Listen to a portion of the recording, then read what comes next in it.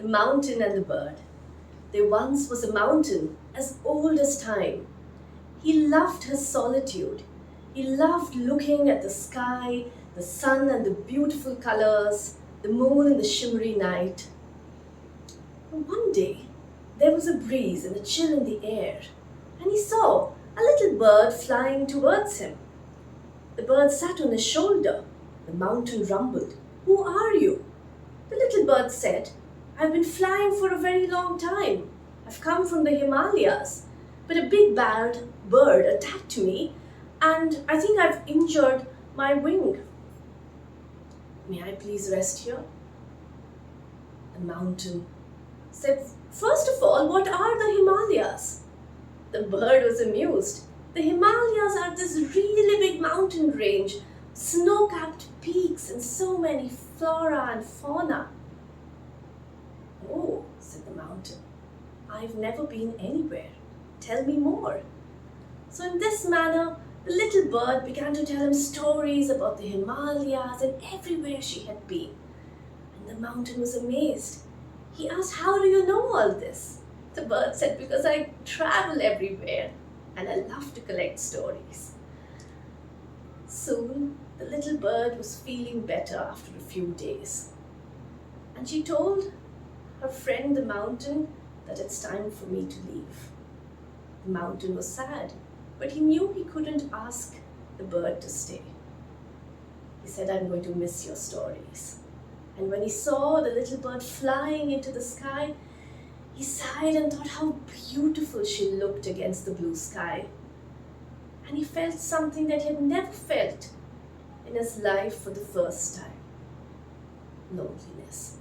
He waited and waited, and after 365 sunrises and sunsets, he finally saw, with change in the air, a little bird flying towards him. It was his friend Maya, just as she had promised. And this year, she had many new stories to tell the mountain. And in this manner, every year, the bird came back to see the mountain, and a deep friendship formed between them. And every year, she had new stories to tell the mountain. Then one year, she was late. The mountain wondered what had happened. Finally, he saw Maya flying towards him, and he noticed how old and frail she had become. She sat on his shoulder and sighed. "I've come to say goodbye, my dear friend. I don't think I can come back the next year. I'm too old and too tired." The mountain was sad, but he knew he couldn't do anything. The next year, he knew his friend wouldn't be coming to visit. But then he saw something. A little bird was flying towards him. Was it Maya? He wondered.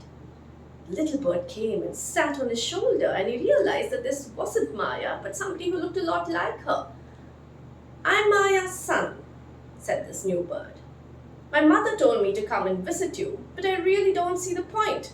It's brown and barren and bare here. She even told me to tell you stories, but I'm not interested in stories. I'm off to Europe, where I hear everything is very pretty." And with that, the bird flew off. The mountain was shocked. Had the world changed so much that there was no time for friendships and stories? With that, his heart broke, and tears, little drops, began to fall from the mountain. And soon, the teardrops turned into streams and rivulets, and large rivers began to flow from him. And there was water everywhere. And soon, a large pool of water formed at the bottom of the mountain. And there was greenery everywhere. And there were birds and animals and insects that began to live near the mountain. The mountain was content. He had many new friends, but sometimes he still missed his storyteller friend, Maya. Then one day, he saw a little bird flying towards him. The little bird settled on his shoulder and began to speak. "I heard there's a very beautiful mountain here, and I came to see for myself."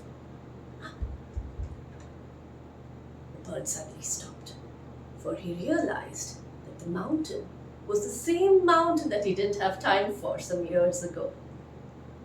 The mountain smiled. Do you like stories? I'm going to tell you a story today.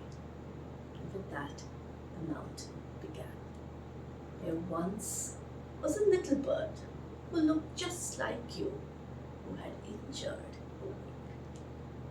And this time, the little bird listened. And in this manner, the cycle of stories went on and on and on to this day. I hope you enjoyed this story on the occasion of World Storytelling Day. This is Vidya Nesarikar signing off. Bye-bye from all of us at Kathashtakam and Lit Kids channel.